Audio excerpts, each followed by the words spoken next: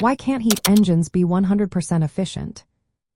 Have you ever wondered why heat engines, like those in cars or power plants, can never reach perfect efficiency? It's a fascinating topic rooted in the laws of thermodynamics. Let's break it down in a way that makes sense.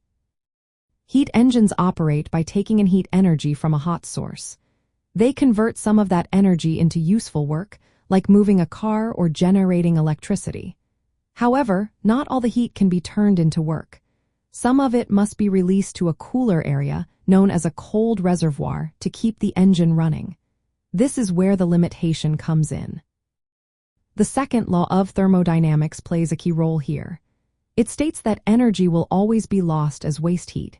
This means that some energy is always going to escape, preventing complete conversion into work. So, no matter how well designed an engine is, it cannot be 100% efficient. To understand this better, let's look at the Carnot efficiency. This is a theoretical maximum efficiency based on the temperatures of the hot and cold reservoirs. The formula for this efficiency is 1 minus the temperature of the cold reservoir divided by the temperature of the hot reservoir. When you plug in the temperatures, you can see how efficiency improves with a greater temperature difference. However, it can never reach 100% unless the cold reservoir is at absolute zero, which is impossible in practice.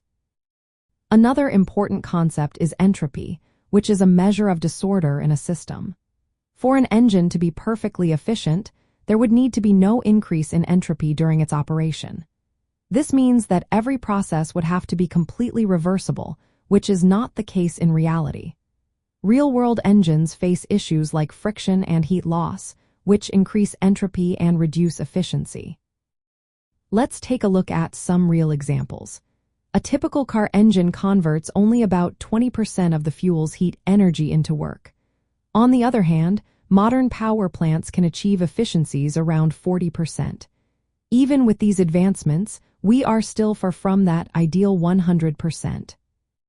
So, to sum it up, heat engines cannot be 100% efficient because they must release some heat to a cooler area to function. The second law of thermodynamics ensures that entropy increases, which prevents total conversion of heat into work. Real engines also experience inefficiencies due to various factors. Understanding these principles helps us see why improving engine efficiency is an ongoing challenge in engineering.